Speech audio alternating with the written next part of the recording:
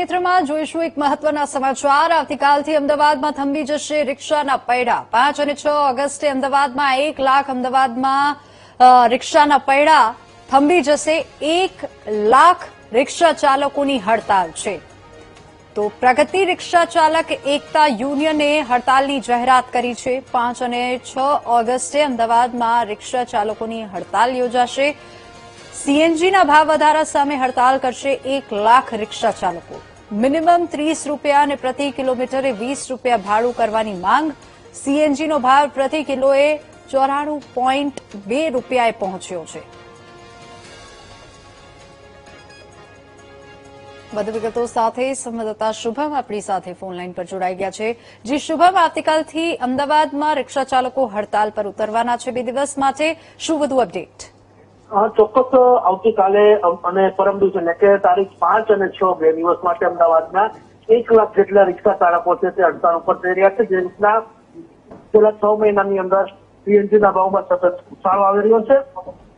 80 રૂપિયાથી 94 રૂપિયા સુધીનો સીએનજીનો ભાવ પહોંચ્યો છે, જેનો વિરોધ છે તે અમદાવાદના રિક્ષા ચાલકો છે તે કરી રહ્યા છે। પ્રગતિ રિક્ષા એસોસિએશન નામની જે એસોસિએશન છે તેમના દ્વારા વિરોધ છે તે હાલ કરવામાં આવશે। આવતીકાલે 5 અને 6 2 દિવસ સુધી છે તે અમદાવાદના 1 લાખ જેટલા રિક્ષા ચાલકો છે તે રિક્ષા ન ચલાવે એટલે કે હડતાલ કરવામાં આવશે અને પોતાની માંગણી છે ભાડા વધારાની તે માંગણી સરકાર સમક્ષ રજૂ કરશે। જી બિલકુલ શુભમ, આભાર સમગ્ર માહિતી બદલ।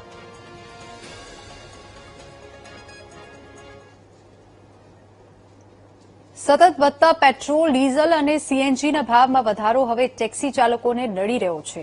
આ જ કારણ છે કે અમદાવાદ સિટી ટેક્સી વેલફેર એસોસિએશને કિલોમીટરે ભાડાના ભાવમાં વધારો કરવાની માંગણી કરી છે અને હાલમાં ટેક્સીના એસીના કિલોમીટરે 25 રૂપિયા અને નોન એસી એટલે કે એસી વાળી જે ટેક્સી છે તેના 25 રૂપિયા અને નોન એસીના 20 રૂપિયા છે, જેમાં એસીના કિલોમીટર દીઠ 35 અને નોન એસીના 25 રૂપિયા કરવાની માંગ કરી છે, જેને લઈને મુખ્યમંત્રી, નાયબ મુખ્યમંત્રી અને ટ્રાન્સપોર્ટ સચિવને રજૂઆત કરાઈ છે। આ સિવાય શહેરમાં કેટલીક જગ્યાઓ પર ટેક્સી સ્ટેન્ડ ફાળવવાની માંગણી પર કરવામાં આવી છે।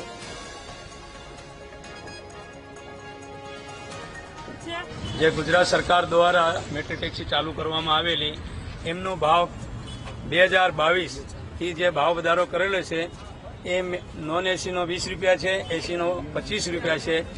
એ સરકારની સત્તાની રૂએ આજ દરેક ડ્રાઈવરોને તકલીફ પડી છે। દરેક ડ્રાઈવરોને કહેવાથી સરકારશ્રીને મેં 21/7/2026ના રોજે ભાવ વધારો, ટેક્સી સ્ટેન્ડ 7 મુદ્દા લખીને આપેલા છે પ્રાઇવેટ ગાડીઓ બંધ કરાવવા માટે।